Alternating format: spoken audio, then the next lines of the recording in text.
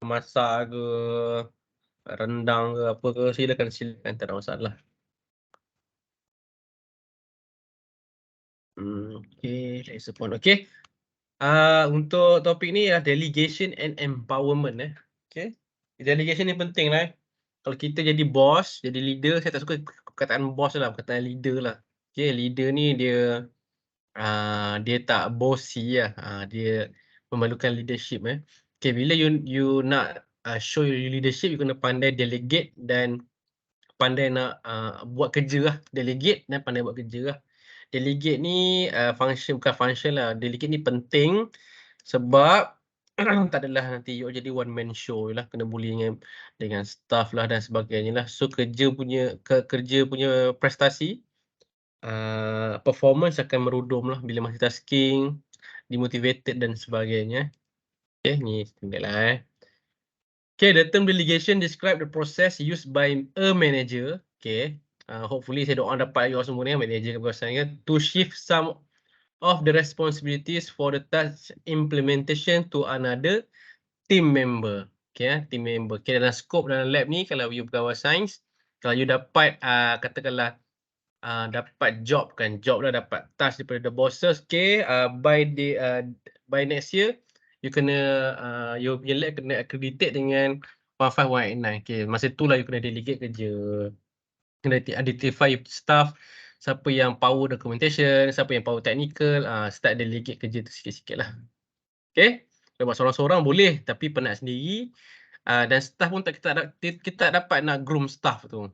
Kita boleh jadi leader ni, kita nak groom staff kita untuk jadi the next successor lah, macam tu.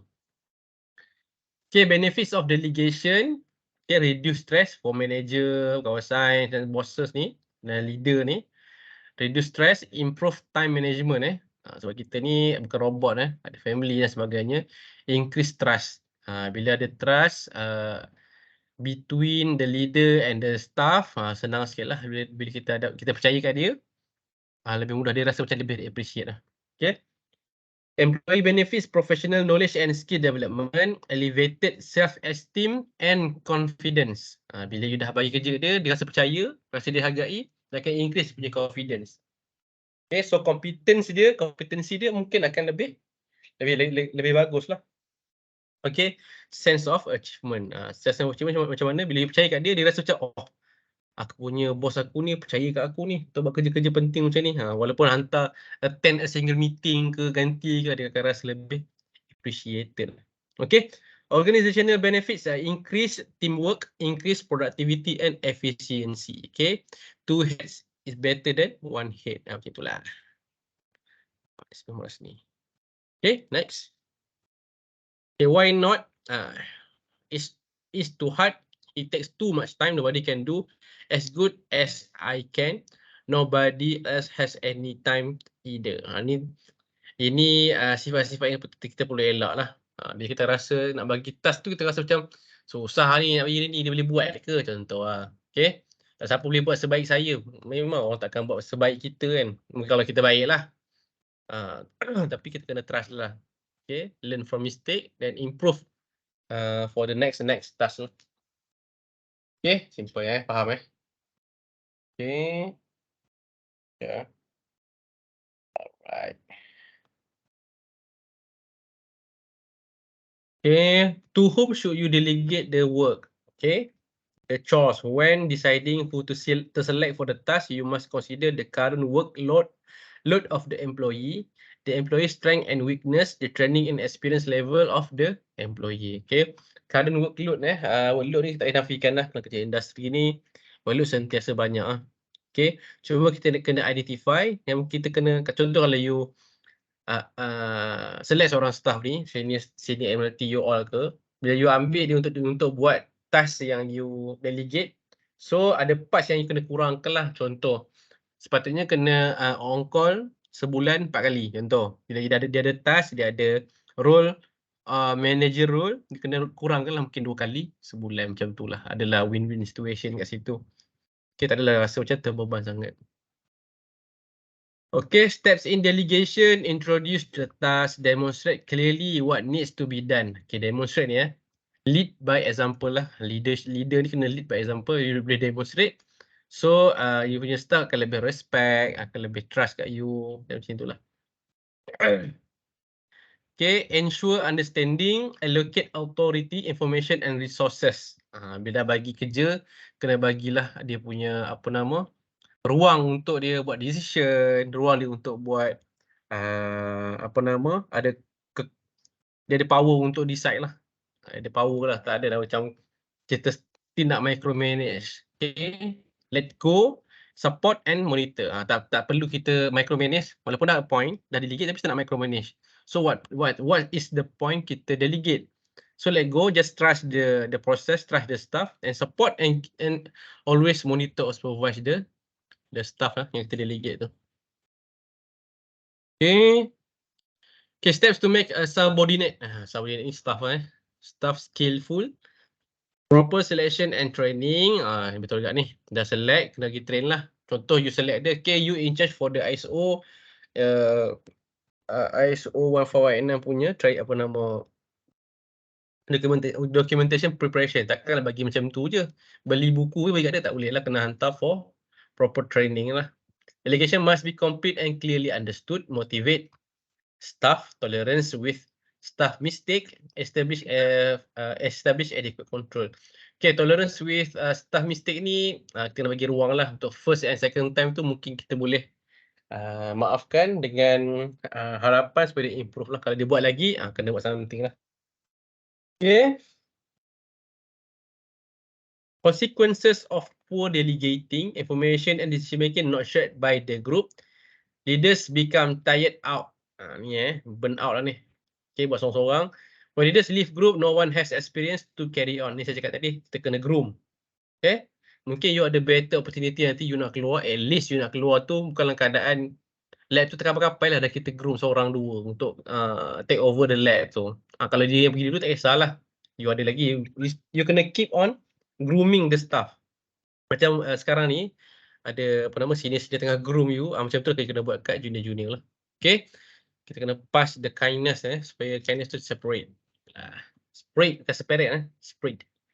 Okay, group morale becomes low and people become frustrated and feel powerless. The skills and knowledge of the group are concentrated in a few people. Pilih kasih lah.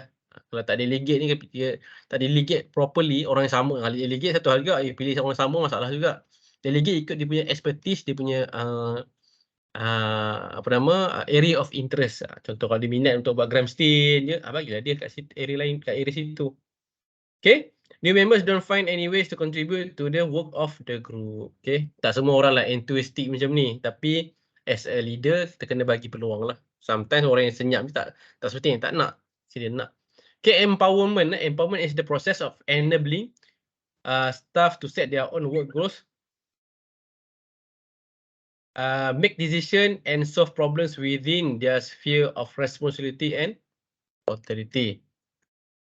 Okay, levels of empowerment: participative work environment created by a flexible situational leadership style. Maksud dia ni dia depending kita punya current situation lah. Tiba-tiba kita tak boleh nak kerja malam sebab anak tak sihat ke, kita kena consider benda-benda yang macam tu lah. Okay, job involvement, involved in job design, team emphasize, training more important, managers more supportive, less directive. Okay, employees choose responsibility, managers commit to encourage involvement. Okay, kalau high involvement, employee empowerment and participative management, job related decisions are promoted, managers are highly competent. Okay, team building, coaching, training, delegating, more costly additional time in hiring, in training and development, develop through communication. Okay, suggestion: involvement, encourage to contribute with little change in day-to-day activity. Managers retain power to decide if suggestion is used. Okay, benefits of employee empowerment: encourage employee satisfaction, better customer service, employee retention, increase in profit and better motivation. Right?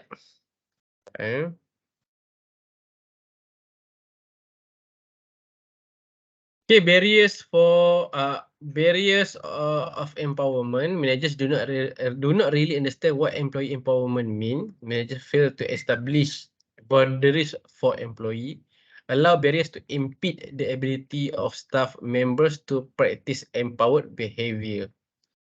Okay, signs of micromanagement. Micromanage ni sometimes kita sendiri tak perasan kita tengah micromanage lah. Kita tak rasa, macam tadi lah, yang simptom tadi tu. Tak rasa orang lain boleh buat sebaik kita, tak rasa orang tu mampu dan sebagainya lah. So kita kena let go dan trust the staff and trust the process. But still kena monitor and supervise. This is the way how to kita groom staff to become better. Adalah career improvement nanti. Okay, micromanaging occurs when manager assign a task to an employee but prevents the employee from successfully completing the task. Maksudnya decision making tu dia tak bagi, dia still nak manage benda-benda gini. Okay, it's usually resist the delegating, prevent employees from making decisions, revoke tasks after they have been assigned. Ni teruk lah ni. Anda buat penat-penat kena tarik balik. Avoid letting employees work independently. Okay, how to avoid this micromanagement, sorry. Clearly define the roles and responsibility of managers and employees, create a written plan and timeline, include schedule meeting and evaluations rather than frequent checks-in that can be viewed as micromanaging. Ni pening Dah bagi tugas, dia check, dia dah buat belum duduk mana, makan tak balik lagi, semua tak boleh Allow employees and managers to openly communicate and concerns or questions they may have. Okay. Okay, that's all for delegating and empowerment.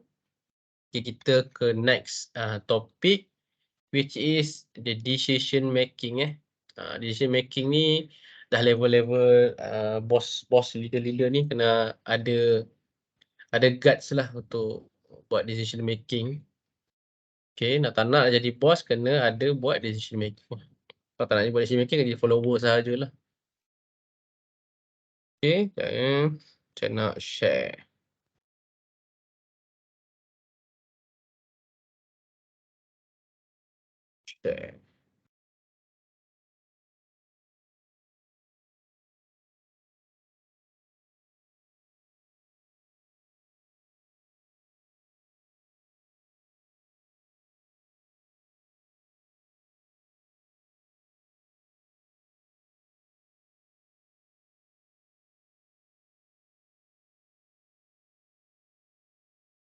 Okay, decision making saya tekan.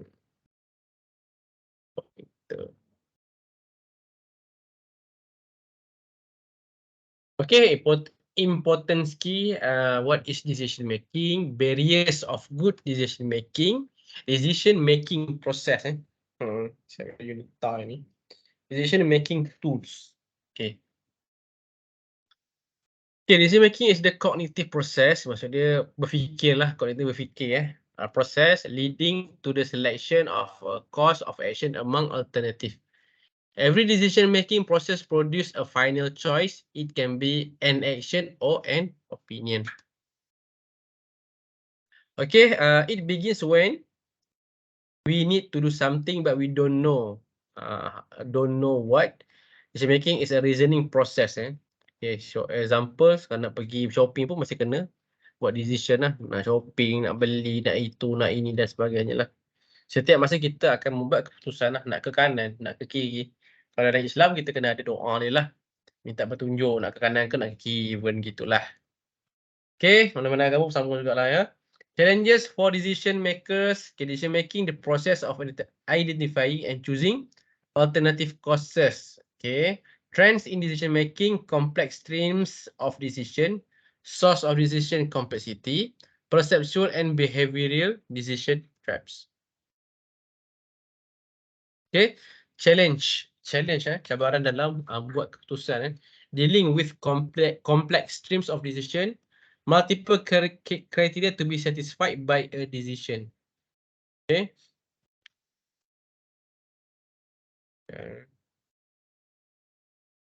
Okay, intangible that's often determine decision alternative, risk and uncertainty about decision alternative. Okay, long-term implications of the effect of the choice of particular alternative. Ni long term ni pun kena fikir jugalah. Bukan short term saja. Mungkin kita punya decision hari ni akan affect the long run.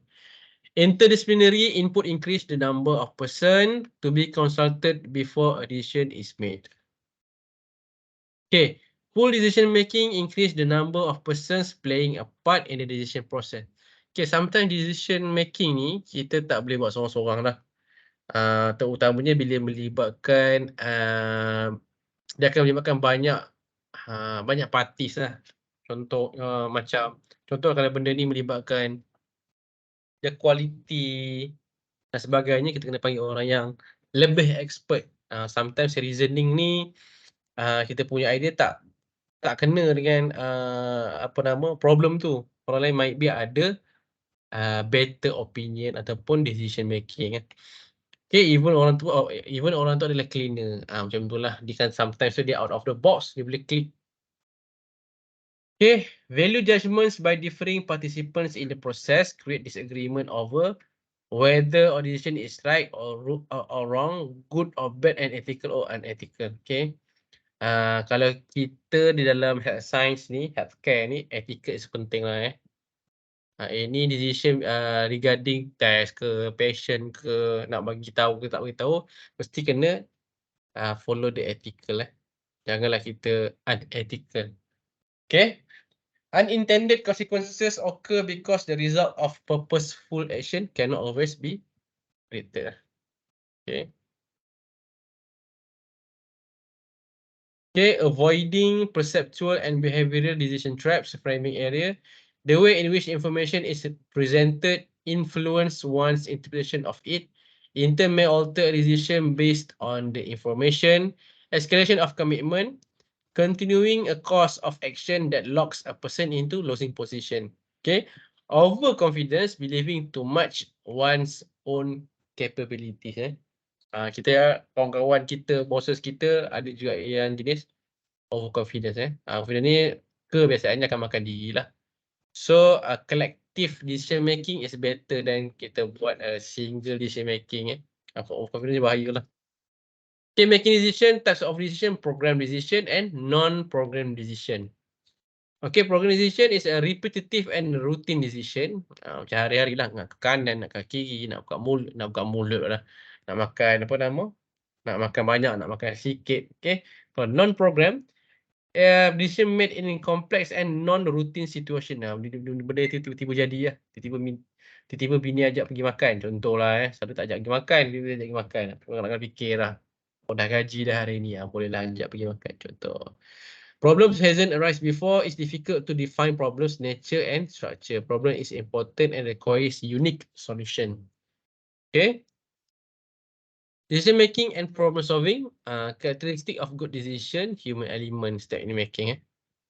Okay. First. Characteristic. Characteristic of a good decision. First point. Okay, decision making choices, solving problem and selecting the best alternative. A cognitive process of selecting a course of action among multiple alternative. Okay, kalau kita sama sekolah kan kita buat tulang ikan idea kan. Bolehlah buat macam tu. Untuk find what the best alternative of decision yang kita boleh buat lah. Kalau kita measure mana yang paling bagus. Tapi ni kalau yang melibatkan perkara-perkara yang berat lah. Kalau setakat nak pergi makan kat mana, teruk lah. Tak payahlah macam tu. Okay, characteristic of leadership, it takes discipline in doing decision making. Bukan diabetes mellitus. DM ni decision making. Realize when and why you need to make a decision, declare decision, work the decision. Okay. Generate a complete set of alternative. Commit resources and act. Okay, proactive decision oriented, focus attention on what is important and critical. Break decision down into logical parts, know how to deal with possibilities and probabilities. Okay, step in making a sound decision, a good decision. Get clarification. Ni tabayun lah. Ada tiba-tiba ada datang masalah ke apa, patient complain. why result dia apa nama tinggi buat kat dekat hospital lain normal, kita dapatkan penerangan dululah daripada patient, daripada staff. Okay, start with end in the mind, identify obstacles, use your strength and have faith. Ni benda-benda lah have faith ni. Okay, decision making technique, establish the decision context. Okay, identifying values, understanding uncertainty, structuring consequence, quality of information, creating alternative, making trade-off, and group negotiations. Okay, decision making model ni. Okay, first macam lah, first step sama macam tadi lah. Mula identify the decision sampai review the decision. Okay. Okay, steps dengan dia punya tips lah ni boleh baca lah dia punya ni. Okay, kalau katakanlah dalam lecture saya ni ada table of content, table of references ke, table of the same ke, ada diagram macam ni ke, you kena take note lebih sikit lah. Biasa boleh keluar jugalah soalan-soalan yang berdasarkan gambar-gambar macam ni ataupun table. Okay, establishing the decision context. Okay, first recognize that recognize that a decision opportunity exists. Okay, identify the key player.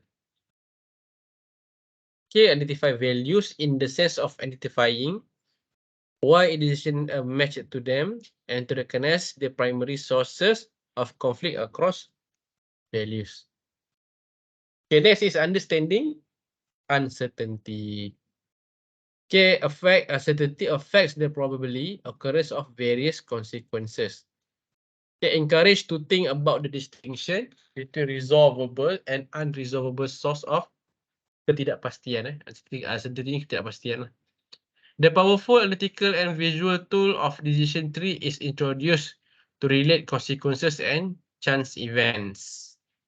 Keeping values in mind and asking the question about the quality of information can help to refine consequence estimates and resolve inconsistency. Okay, creating alternative. The combination of clearly structured values and relevant information can lead to the creation of improved set of decision alternative. Bila nak buat decision, jangan satu je lah. Kita kena buat beberapa senario, beberapa pilihan. Okay, each of the option will have different strong and weak points, okay, which highlight trade-off implied in different alternatives. Okay, working as part of small groups, students different perspective on the problem and clearly express. Values provide a social basis for negotiations designed to arrive at mutually agreeable joint decision. The characteristic of difficult intra-transparency, polytely, complexity, and dynamics. Okay, what is the barriers to good decision making? Okay, hasty making quick decision without having much thought. Ni biasa berlaku lah. Ada je masalah terus melenting, ada masalah terus melenting. Okay, narrow decision making is based on very limited information. Semua masalah-masalah ni masalah-masalah yang besar lah masalah-masalah yang besar, bukan masalah-masalah yang kecil.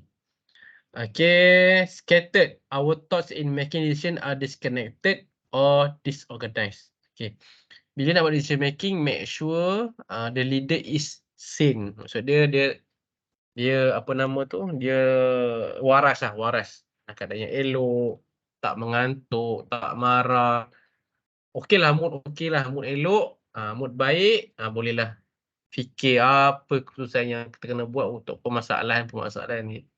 Tapi kalau dalam keadaan tak elok, tengah marah dan sebagainya, jangan start buat decision. Okay, relax dulu. Okay, Fazli, sometimes the lack of clarity on important aspects of a decision cause us to overlook certain important consideration. Okay. This is some of problem solving technique.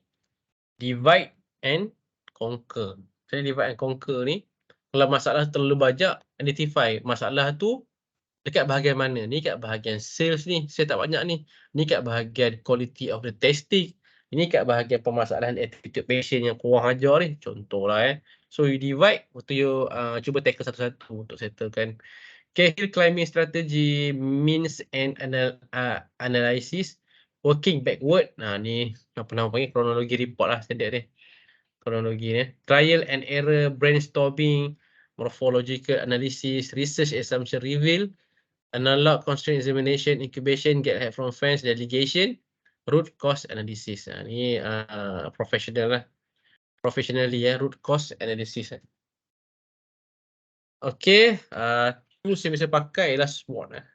SWOT kalau pergi apa nama pergi strategic planning ke kan, biasa sebelum masuk new year kan, new year all the departments kena pergi meeting, bos kata okay kena buat the target for next year punya target. Dia buat dia punya SWOT analysis. Ini kena buat lah. Strength, weakness, opportunities and threat. Okay, SWOT analysis is a great technique for identifying your strength, weaknesses and study any opportunities and threats your face. Okay, even SWOT ni bukan untuk department je ke, untuk office ke, untuk diri sendiri pun jugalah. Kekuatan you apa, dia punya apa nama kelemahan you apa, ancaman you apa. Mungkin ancaman akan sekerja yang toksik ke, kena buat gitulah. Okay, it is powerful strategic planning tool used to evaluate a project or business venture or any other situation. It involves monitoring the marketing environment, internal and external, to the organization or individual. Okay, creative use of SWOTs. If the objective seems attainable, the SWOTs are used as input to the creative generation of possible strategies. Okay, ini maksudnya kalau strength, kekuatan kita dekat contoh observe any changes in blood cell contohlah. Okay, ni untuk hematologi So strength ni, katakanlah time belajar kata you minat ni, you kena highlight dekat you punya leader, ataupun you identify you punya staff, dia punya strength kat sini, you emphasize atau enhance lah kat dia bahagian-bahagian tu. Kalau untuk weakness, kalau nampak ada weakness dekat certain staff, certain department, kena tackle lah. Okay, before it get bigger and get more problem. Opportunities and threats. Okay. Okay, dia ada dua factor, internal factors again, external factors. Internal ni orang dalaman lah. Masalah dalaman dan masalah luaran lah. Masalah luaran kebiasaannya susah nak kontrol lah. Masalah dalaman kita still boleh contain. Kita bisa tengok apa yang kita boleh buat lah. So internal factors ni sebab dia adalah masalah dalaman yang kita boleh control, dia melibatkan kekuatan kita atau kelemahan kita. Ini kita boleh manipulate. Kalau strength dia, kita buat yang ni. Kalau weakness, kita boleh control lah, within our control. Kalau yang ni, opportunities yang threats ni, tak boleh control. Tapi dari permasalahan tu, apa peluang yang kita boleh buat. Contoh, masalah sejagat sekarang ni,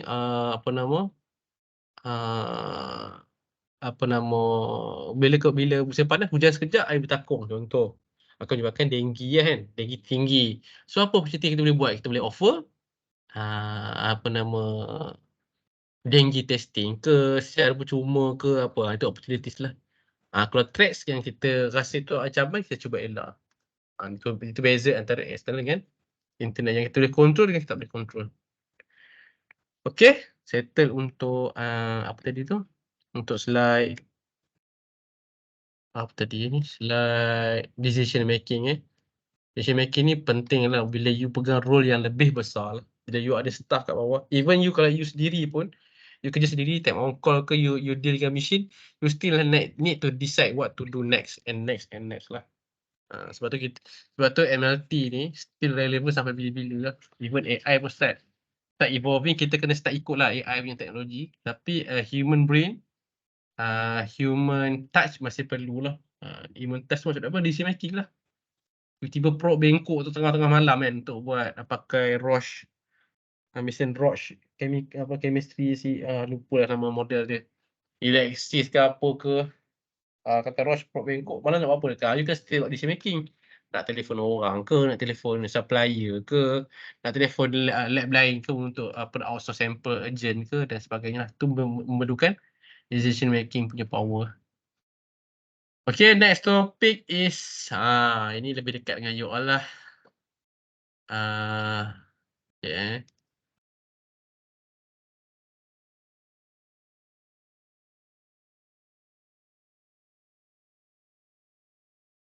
Sekejap, tu kena download. So, setakat ni ada persoalan. Kalau ada persoalan, just ni lah just ni lah PM ke dalam grup ke, saya tak ada masalah lah. Okay, next topic is, okay.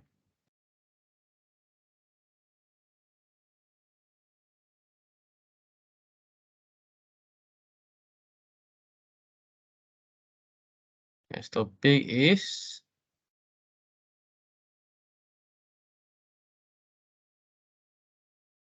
Lab Information System. Ini sangat dekat dengan you all lah. Daripada MLT sampai ke bosses, sampai ke leader lah. Pegawai sains ataupun lab manager akan pakai lah LIS ni. Kalau tak pernah pakai LIS ni, maksud dia dia bukan ni lah MLT sejati lah. Contohlah. Okay, LIS saya tak keluar ni. Okay. Hang dot. Okay. Okay, LIS. Okay. Saya nak take file sekejap boleh? Sekejap take file sekejap.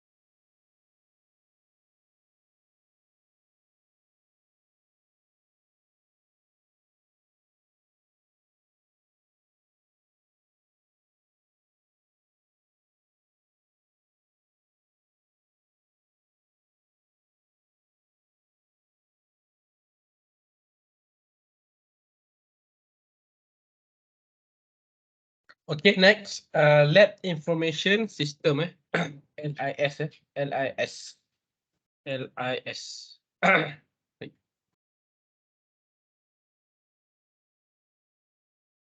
Okay, basically it stores and manage data from all stages of medical procedures and tests. Okay, large software package.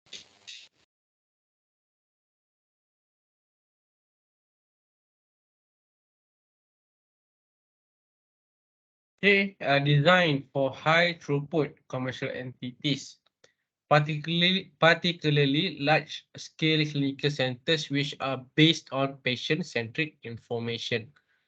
They comprise of multiple packages which include inventory management, sample accessioning, sample tracking, reporting, and potentially other functionality.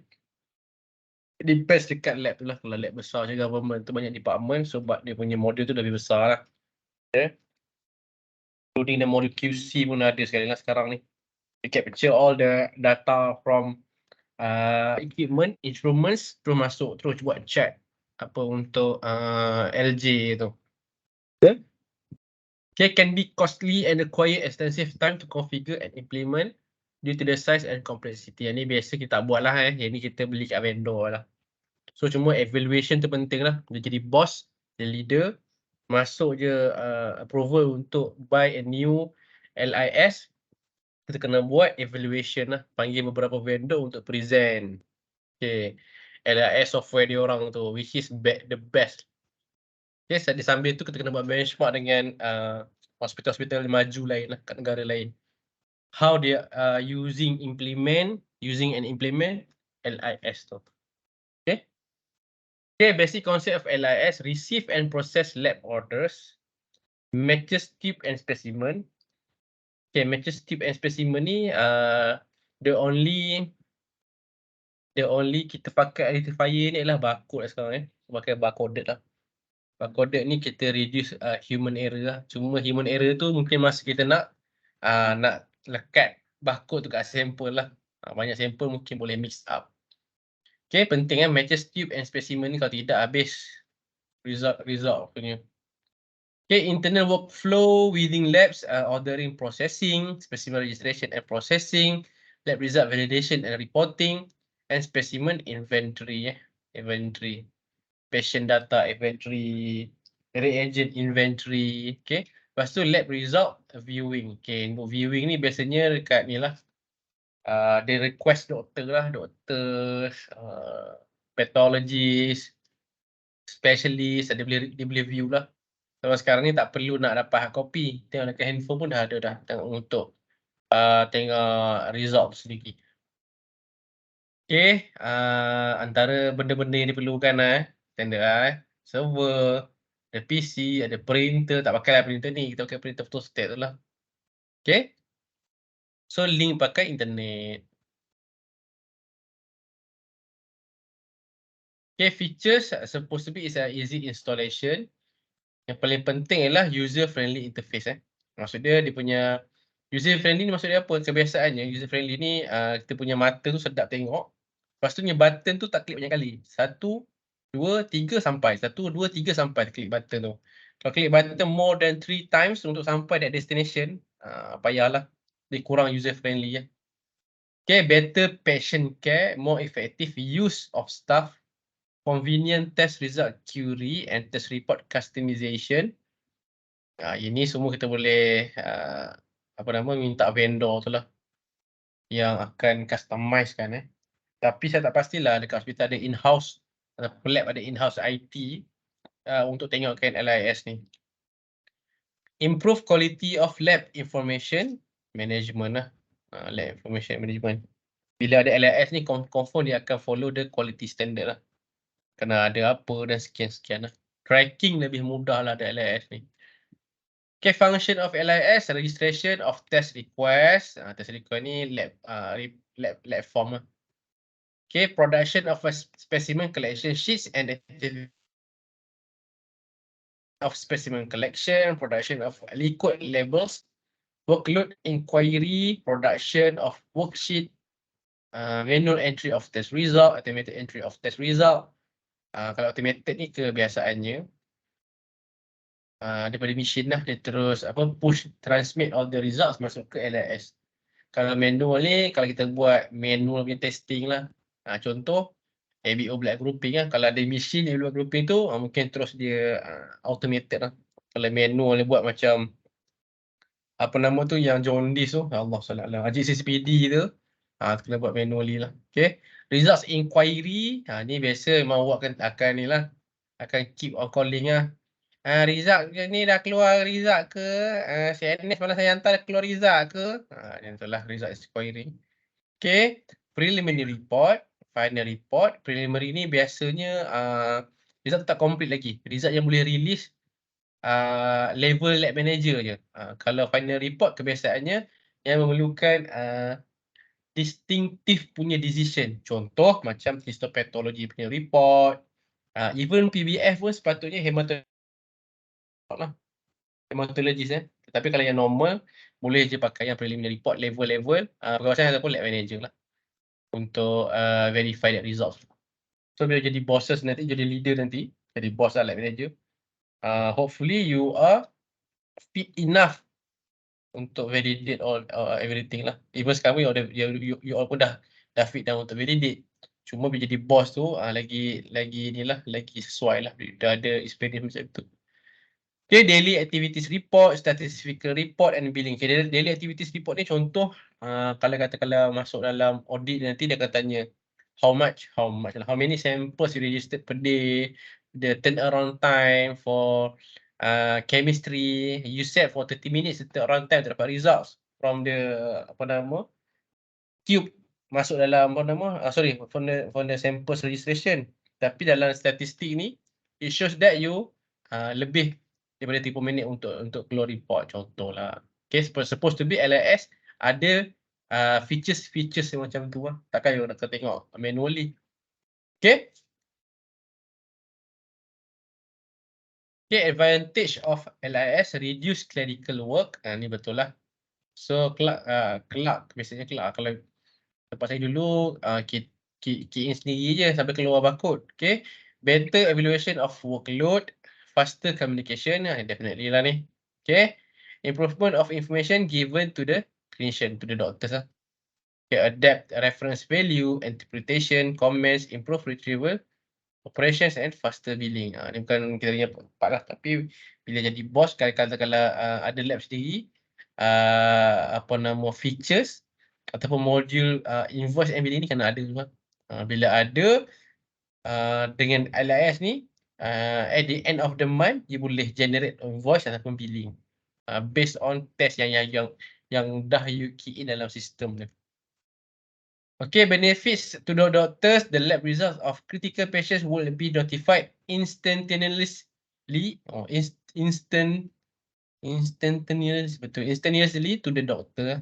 Bila dia buat online, dia boleh tengok result tu, view terus. Okay, all the lab result will be submitted directly to the doctor. At the end, hard copy masa last practice saya dulu, hard copy still print and hantar. Okay, patients, no delay in execution of doctor's order. No need to make repeat visits to collect the results. No mix up samples different patients in the lab. Ni saya cakap tadi, labeling ni paling penting lah. Labeling ataupun lekat barcode stiker tu paling penting lah. Kalau tersilap sambil lewat habis. That's why kena ada workflow, standard operating procedure dan sebagainya. Okay, lab technician, lab people, immediate receipt of the doctor's order to perform a lab test. Easier reporting of lab results of the patients. Okay, even sekarang pun doctors still ada form dia buka. Saya tak tahu sekarang macam mana. Dah lama tak pergi hospital. Dulu dia akan buka request form, nama doktor, nama patient and what test dia requested. At the same time pun dia ada order dalam sistem. Dia nak buat apa? Dia nak buat FBC ke? Dia nak buat LFT ke? Dia nak buat LP ke? RFT ke dan sebagainya lah. So, bila dia pakai sistem LIS tu, dia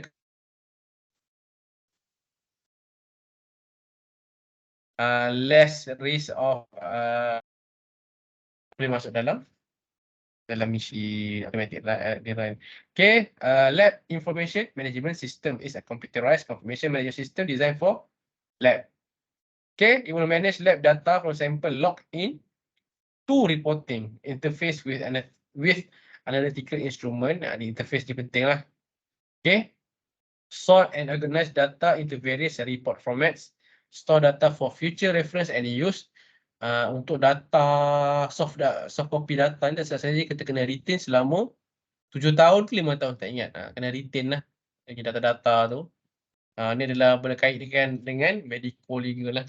Kalau hard copy pun 5 ke 6 tahun, saya tak ingat. Tapi dia 5-7 years lah.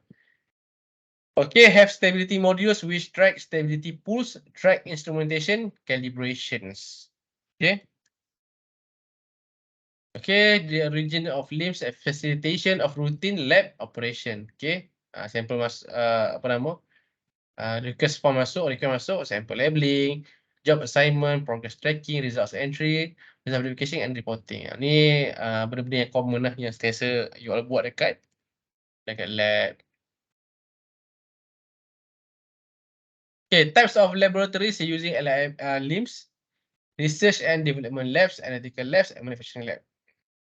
Okay, typical of data used in LIMS, for numerical, descriptive, limit, and ni kita ni bukanlah bidang kita lah. Ni biasa dalam dalam lab kita lah. Okay, increasing need for LIMS, iaitu kita akan reduce error lah, human error. Biasanya kita manusia ni penuh kesilapan, kita nak reduce the human ni error tu. Okay. Okay, data entry restriction, acceptable parameters and drop-down list, range checking, customer certification, internal controls, sample login, barcode reader, automatic calculation. Contoh macam EGFR ke, lepas tu apa, ratio tu. Allah salli ala Muhammad. Kolesterol apa dah yang ratio tu, lupa dah. Okay. Okay, the differences between LIS dengan LIMS. Orang hutan ni boleh fikir. Chimpanzee. Differences. Okay. Okay, historically, LIMS dengan LIS and process development execution have all performed similar function. Okay, LIMS has tended to refer to informatic system targeted for environmental research and commercial analysis such as pharmaceutical. While LIS has tended to refer to the lab information system, okay, which often require special case management tools. Ni dia punya a few differences between LIS dengan LIMS. Okay, asalnya LIMS ni untuk semualah kecuali lab. LIS ni khas untuk lab sahaja. Okay, sekarang ni kita pakai LIS, kita lebih komprehensif lah. Banyak modul yang dah masuk lah, inventory, purchasing, even financing macam invoicing and billing. Lagi apa, QC modul pun dah ada dah sekarang ni. Okay, QC modul memang dah ada lah, supaya kita senang nak monitor lah. Okay.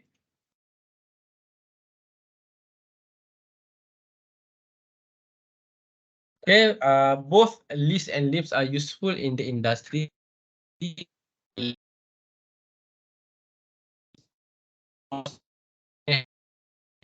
Data finish the flow of work information through a lab.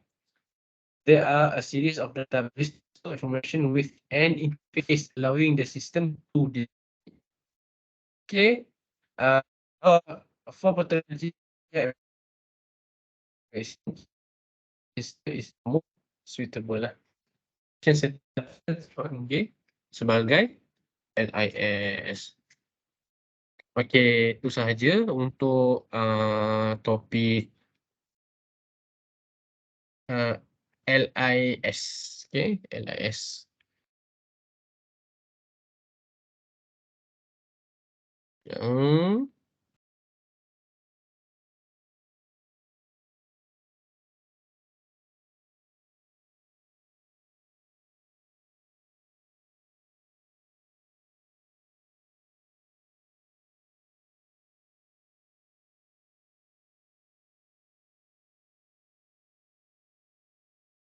Okay, settle ni. Next is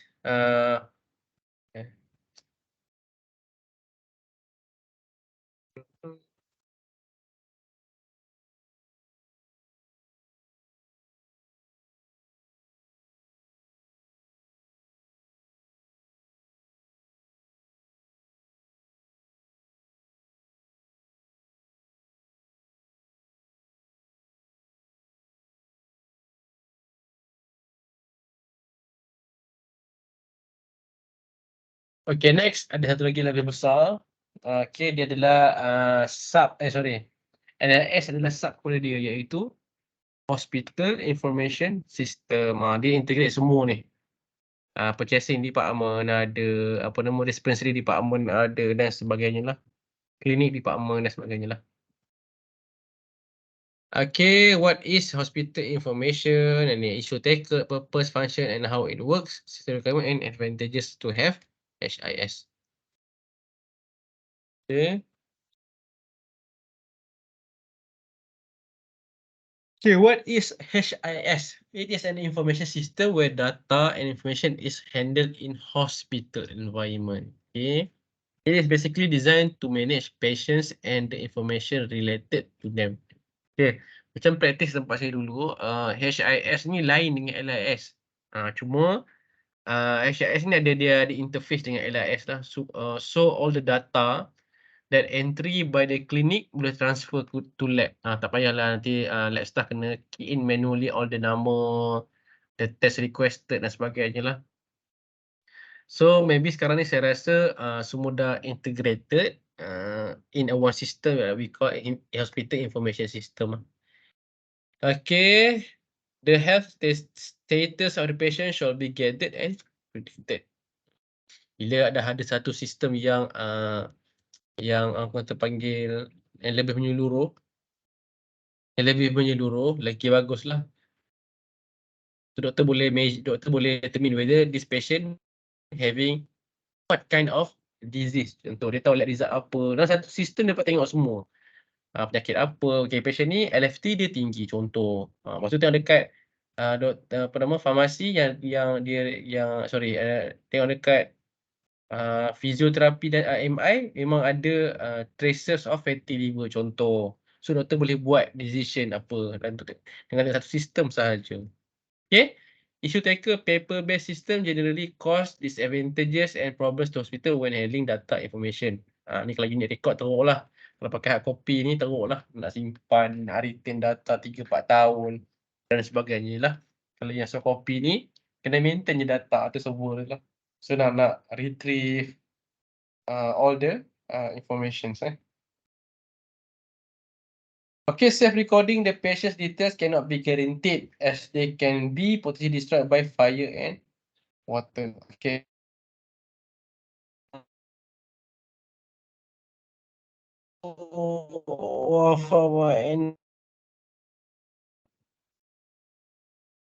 Okay. The main server mesti kena ada backup server dia lah. If server tu kong ke macam ni kena banjir ke terbakar ke, at least ada second server yang cover lah. There are possible chances of misplacing data and information by the staff. Again, this is important to have the workflow ataupun SOP ya. Okay. Okay, the purpose system is to manage patient data and information in centralized way. System shows the traditional methods of entering and storing data and information using paper. To provide a better health service and to patient with tremendous accuracy.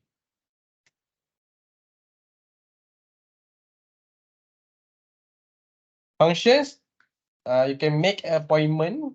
Ni bukan kita lah pakai, ni more to clinic lah kalau appointment ni. With the respective doctors, manage staff and patient reservation, conduct payments, perform live conversation, manage staff and customer accounts, upload and watch demo videos of the procedure. Contoh kalau tiba-tiba nak bagi educate staff ke patient kan dah ada satu sistem all in one place.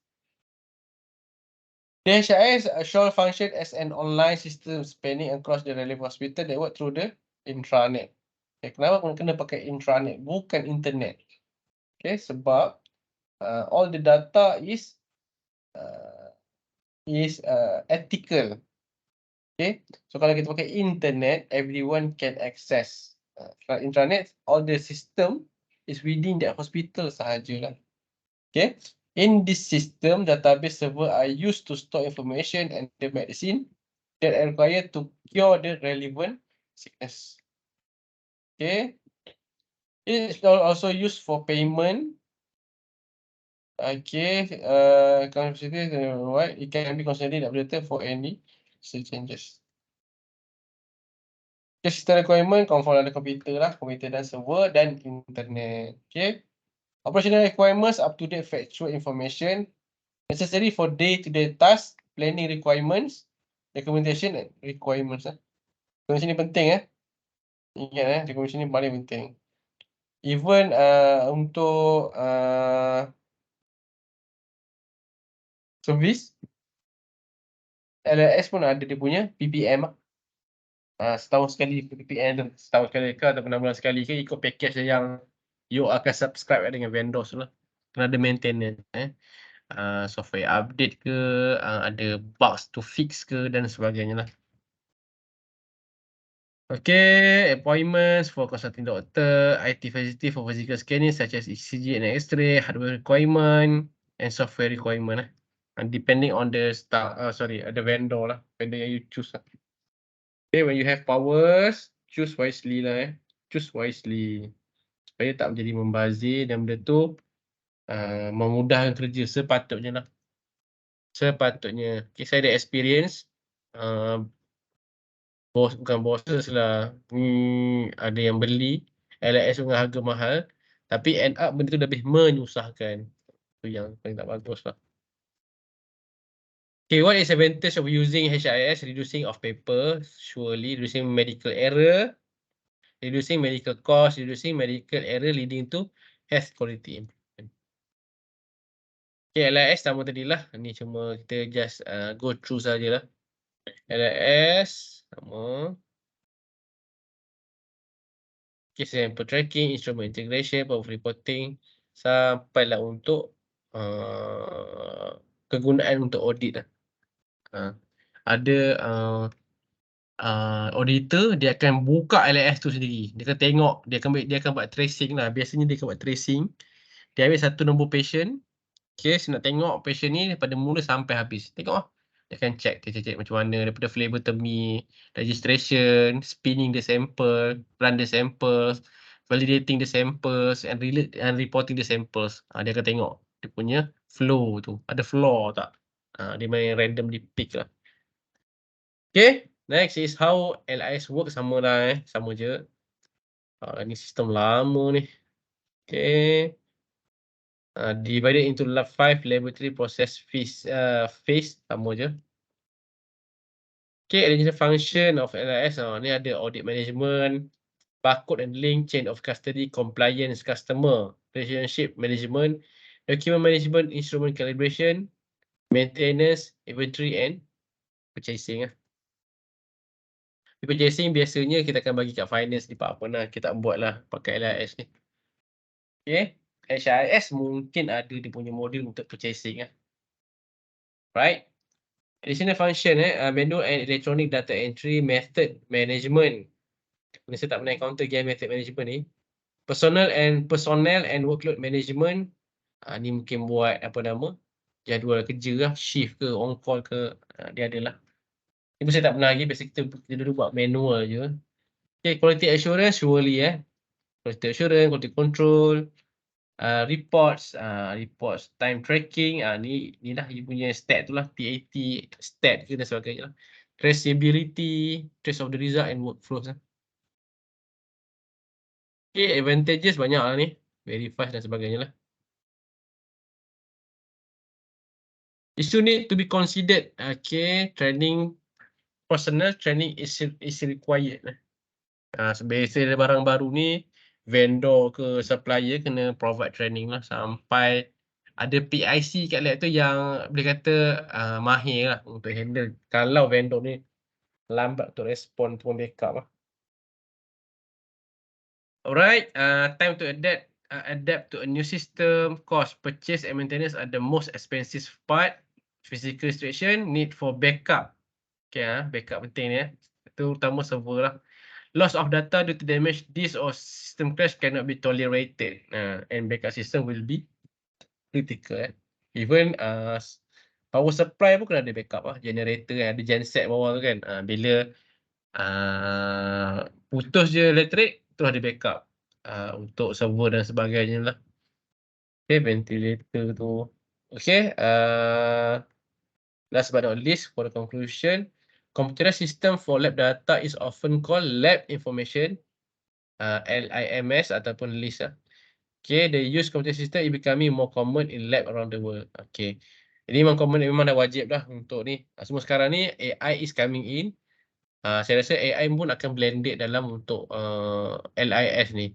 Mungkin dia boleh tolong register sendiri ke, even dia boleh interpret apa nama, from this data, kan collective data lah daripada lab lah, daripada department-department lain, MI dan sebagainya. Mungkin dia boleh interpret, okay, this patient might have this possible disease. AI mungkin dah boleh buat dah benda-benda macam itu lah.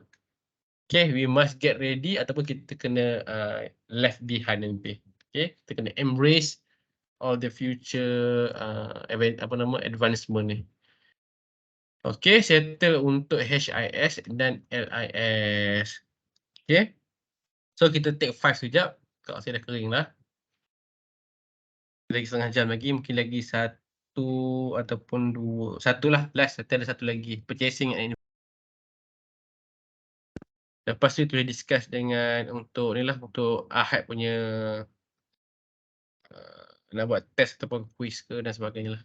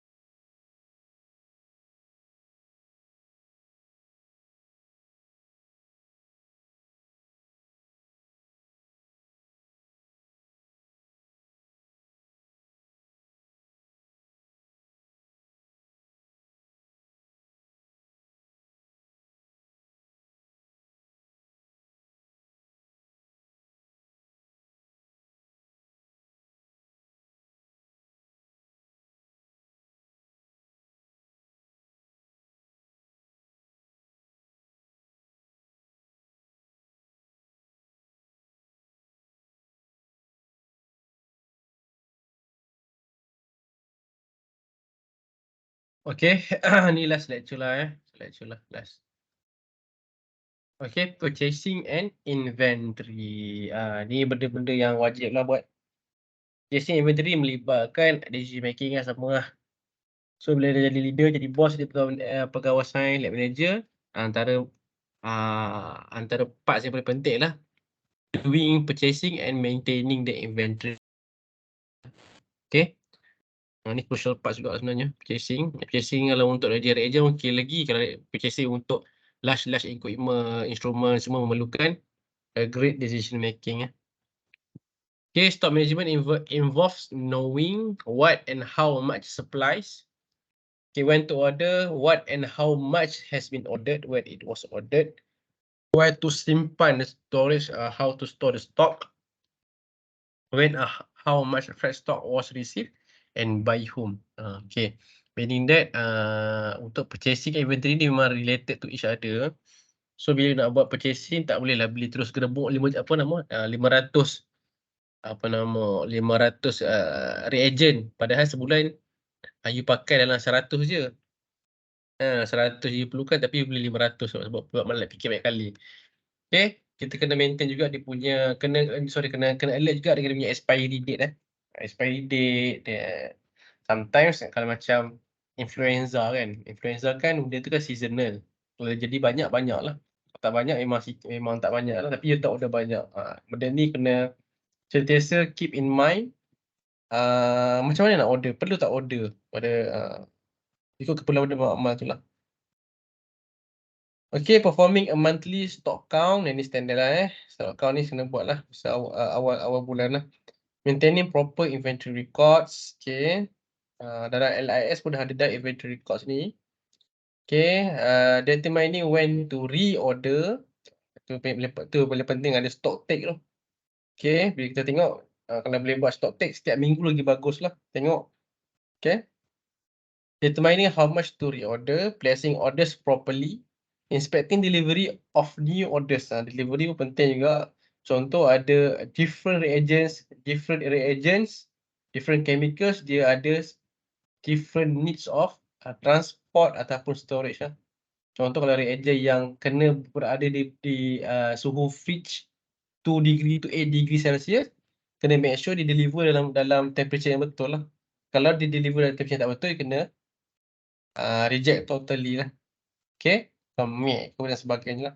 Biasanya reagent ni dia yang transport macam DKSH tu memang power lah di packaging dia. Okay, ensuring proper storage of stock. Kena ada dia punya sistem lah. Okay, yang untuk reagent, yang untuk biochemistry sebelah, yang untuk immunology kat sini, even dalam peti ais pun sama juga. Tiup ke apa sebagainya lah. Maksud kena maintain the FIFO lah, first in and first out. Ada sistem dia lah. Okay, benefits of inventory management program, supplies and reagents always available. Okay, quality maintain, minimize wastage ni. Ni selalu berlaku lah wasting ni. Beli banyak-banyak, lepas tu expired, buang. Banyak expired, walaupun bukan duit kita, approval tu still dapat, tapi kita kena rasa bertanggungjawab lah. Okay, a good leader akan try kurangkan wasting tu. Okay, balance between stock availability and expiration date. Kena identify lah mana yang short expired dengan long expired. Kalau short expired tu kena order in a small quantities lah, as per needed. Biasa yang saya pernah buat dulu, saya order mungkin banyak terus. Contohlah saya order, bulan saya perlukan 100 je, saya order 200. Tapi saya minta macam DKSH tu ataupun Roche tu untuk hantar staggered tau. Staggered with the ataupun dia hantar dengan longer expiration punya date, jauh lah, tak cepat expired lah. Okay, antara lifespan of reagents ada yang rapid immunoassay 3 ke hingga 8 minggu, API kits 4 ke 12 bulan, Antisera 1 to 4 years. Okay, ni semua ni depending on how you storage lah. Okay, kalau peti ais tu you tak maintain, tak calibrate, tak tengok suhu setiap hari, tiba-tiba hari tu dia punya suhu naik sampai ke 12, 15 out of range kan. Mungkin dia punya aspek tu akan start memendek lah. Okay, antibiotic list, ini RTU, ready to use multimedia. Dia ada yang hospital macam SUKM, dia ada dia punya department sendiri. Agar preparation, sama jugalah. Okay.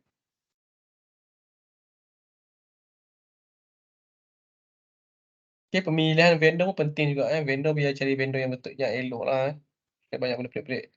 Okay, define criteria for supplies and services to be purchased. Use information from other lab. Evaluate before purchase and after receipt. Kalau katakanlah vendor tu atau supplier tu supplier baru, kita kena buat evaluation first lah. Dia ada apa nama form dia, kita kena start evaluate vendor tu punya performance lah. Kriteria tu dia meet the kriteria ataupun tak. Okay. Okay, sama juga lah ni Okay, inventory control, assign responsibility. Okay, kena assign staff lah. Takkan you nak buat semua sampai inventory untuk yang masuk dalam store you kena buat sendiri, susah lah. So assign, just monitor sahaja. Analyze needs, establish minimum stock needed. Ni punya threshold lah. Threshold. Contoh, katakanlah test tube, plain tube, tiba-tiba you check minggu, you set threshold katakanlah satu kotak. Satu tube, satu kotak tu ada 100 tubes kan. Ni satu kotak. You set threshold tinggal 2. 2, bila lepas threshold tu sampai, kena order baru. Can develop forms and logs. Ni logs establish systems, receiving and storing, maintaining every system in all storage area.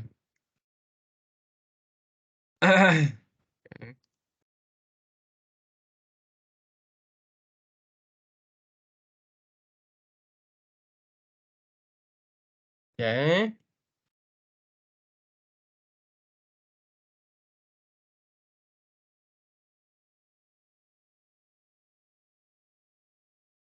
Okay, conduct analysis of supply and reagents needs by listing all tests in lab, identifying all supplies need for each test using available information to estimate usage. Apa yang you pakai kat lab, itu kena belilah. Maksud yang paling penting, skill untuk tahu nak order bulan ni berapa. Tu skill paling penting lah. Sebab dia punya pattern lebih kurang sama lah. Kalau katakanlah you estimated patients coming to your lab is 100 orang, 100 sehari, you boleh agak sebulan tu berapa you kena order, macam tu lah. Pattern dia tu boleh agak lah.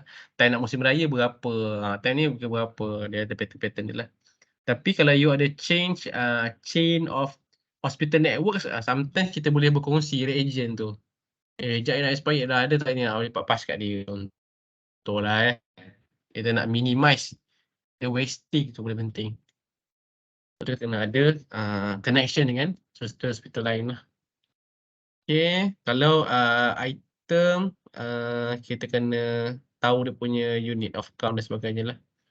Okay, quantification is a process for calculating how much is required of any particular item.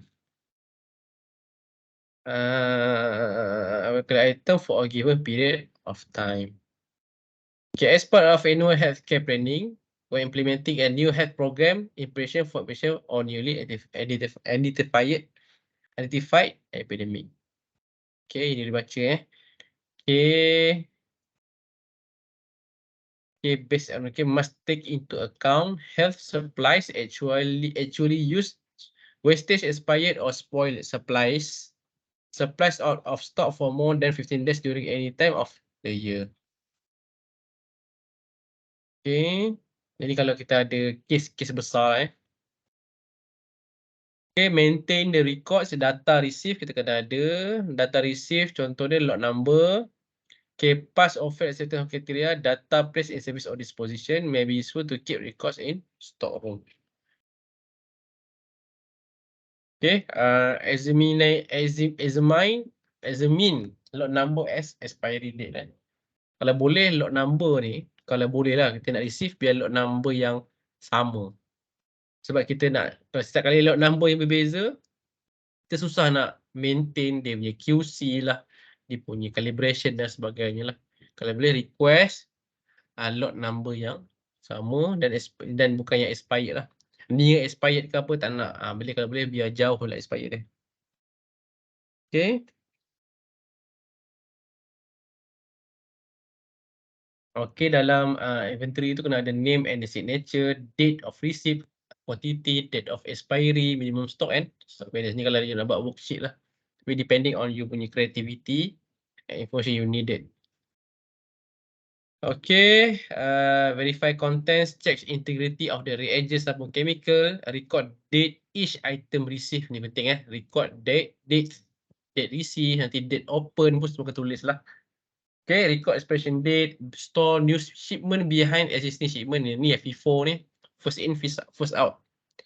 Barang baru sampai letak kat belakang yang barang lama lah. Okay, create or update records. Storeroom kena organize, lockable, well ventilated, no direct sunlight. Okay, kalau untuk chemicals, you kena tahulah dia punya MSDS dia. Jadi boleh bercampur. Contoh you ada simpan hydrochloric acid. Dia kena simpan kat mana? Dekat dalam acidic punya acid, yang warna biru tu, acid resistant punya kabinet tu. Storage pun penting jugalah. Tengok dia punya instruction, kalau dia tak dia sensitif dengan light, contoh macam reagent bilirubin, jangan letak kat expose dengan light lah. Okay, yang penting you punya shelf tu, rak tu kena well label lah, label dah nampak lah. Okay, maintain proper inventory records, ada yang pakai stock card, ada yang pakai stock book lah. Macam kami praktis dulu pakai stock book lah, tak pakai stock card. Okay, stock card pun okey, stock book pun okey, mana-mana yang memudahkan lah, jangan menyusahkan. Sistem ni dicipta supaya kita lebih mudah. Kalau susah, sistem tu ada masalah lah. Okay. Okay, record keeping. Okay. Okay, what is stock card, what is stock book, and how each is used. Okay, stock card macam ni lah. Ni okey. So, setiap card tu, setiap reagent, setiap barang dia ada card dia sendiri. Maksudnya kita check pakai card tu. Okay. Kalau stock book, dia terus macam ni lah. Satu buku, list semua reagent. Saya buat macam ni lah. So, kita akan bahagi ikut department lah. Kalau biochemistry, dekat yang fridge, satu kertas. Betul lah. Lebih senang nak monitor lah. Dan ini orang lain cara lah. Okay, reconciling stock with records. Okay. Okay, ideal test perform sama dengan stock depletion. Okay, in reality, test perform plus loss. So dia sepatutnya katakanlah 100 sampel, 100 glukos contoh. Tetapi tak termasuk lagi dengan dia punya QC, repeat dan sebagainya. So kita kena take into consideration the numbers of reagent kita kena beli, termasuk dengan itulah. Biasanya kita macam saya praktis dulu, kalau nak beli, kalau test tu kita kena double dengan 2 lah. Kita akan ada loss dalam untuk repeat dan sebagainya lah, dan control. Okay, reorder levels. How do you calculate minimum and maximum stock levels? When do you reorder?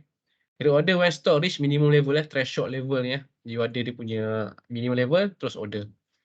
Okay, what is the minimum stock amount of to support testing operation until Chinese supplies are received?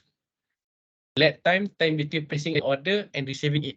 Ni pemilihan vendor pun sangat penting. Kalau dia tulis dalam masa dia nak evaluation dia beritahu dia boleh promise to deliver the item within 1 month, then it's okay lah. It's up to you punya standard lah. Okay, kalau katakanlah dalam quotation dia sendiri pun dia dah mention, okay, delivery time is within 2 weeks. So kena make sure the vendors hantar juga dalam masa 2 minggu.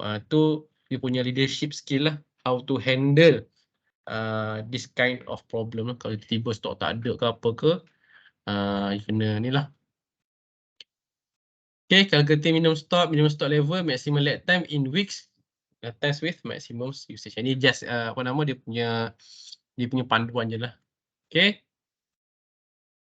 Okay, determine how much to reorder, establish proper full stock level, reorder to reach that level. Okay, consider stock consumed, borrow, expired, wasted and pilferage. Never order more than your storage can hold. So dia kalau petik ISO boleh muat 50 kotak reagent, janganlah order sampai 60. Nanti jadi out of storage nanti. Never order more supplies than you can use before the expired. Order lebih tapi tak pakai, expired order gitu je. Consider maximum usage plus minimum stock level. Okay, ni sama jugalah. Ni just dia punya kata apa, panduan sahajalah. Okay, place orders properly. Describe ordering system that is in place. Okay. Provide specific instruction for placing orders. Instruct trainees on how to complete specific forms related to inventory. Okay, describe contingency plan when stock is not available. Ni tu kalau kita ada kenalan-kenalan hospital hari connection lebih bagus lah. Tapi biasanya vendors ni yang dia nak maintain dia punya repo dengan hospital dia akan berusaha dapatkan jugalah. Kalau first kita kacau je vendor tu dulu sebab dia dalam agreement dia kena responsible buat apa yang kita order kat dia lah. Okay. Describe communication feedback system to central level. Safety standard lah OSHA. OSHA in the lab you should know, you should practice lah. Okay, avoid losing a product, save time, systemize storage space, number cold room or refrigerator and freezer and label shelf. Maksud dia semua equipment kita kena ada label dia lah. Okay, senang cari. Okay, Mat, ambilkan jap tu apa nama FFP dalam freeze tu. Padahal kita freezer ada 2, 1, 2 ni. Kena label lah. Freezer 1A, freezer 1B contoh. Freezer 1A. So, save masa lah. Okay. Open that expires. Semua kena tulis lah benda ni Okay, inventory control. Again, assign responsibility. Maintain inventory system in all storage. Physical count. It goes lah. Klik untuk buat inventory check. So, bila you nak stock take every early of the month ataupun sangat sebab dah buat weekly update cost lah accordingly. Okay, what is the advantages? Exact current state of stock. Tahulah state stock sekarang, tak perlu masuk lab tu, tengok je kat logbook tu. Maksud tak perlu masuk dalam store, tengok logbook je. Okay, product classification, management of expiration dates. Betul boleh perform statistik. Betul. Planning, purchase orders, management of possible distribution makes inventory task easier. Okay, drawbacks dia on-site computer is needed, require train staff. Okay, train staff ni siapa yang perlu train? Kita lah, groom the staff, give them opportunity untuk buat.